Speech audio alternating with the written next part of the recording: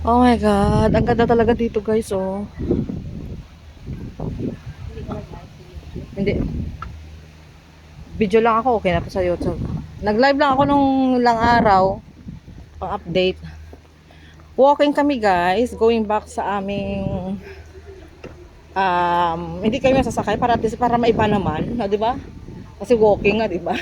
So it's a good exercise ang walking sa mga tumatanda na. So may mga narayuma na. Ako sumasakit-sakit na yung tuhod ko. Oh, diba ang ganda? Ang ganda lang ng weather. Gusto na lang. Ito lang, i-enjoy ang moment. Ay, pag ganito, ma-addict na ako ng ganito sis. Next time, ngayon alam ko na. Kasi na-curious ako eh. Saan dadaan dun? First time ko talaga sis, promise.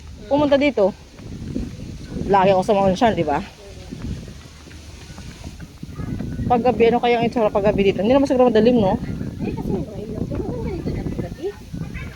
Biwok. Parang tawag ito biwok. Kasi doon banda yung ano ng aking alaga, activity. Ay, mga ilaw dito. Oo. Kasi hanggang gabi may tumatakbo pa rin dito. Oo. Eh, may tower doon, oh. Tawag ka dyan. Ano yun doon, oh? Parang tower, di ba? Ano yan sa yung poste yata yan. Satellite? Hindi pa natapos. Ha? Sa university yan. Ha? Talaga? Alam mo yung lugar, ah.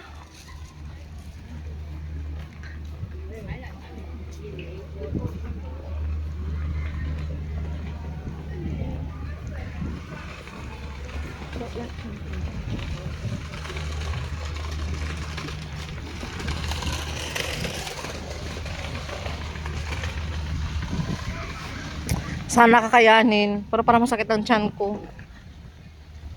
Bakit kaya parang sakit ang tiyan ko?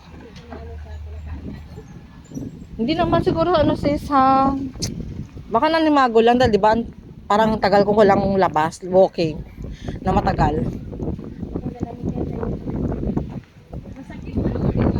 Parang gusto mo lang tumae. Pwede naman, hindi naman ako tatae. Pwede di.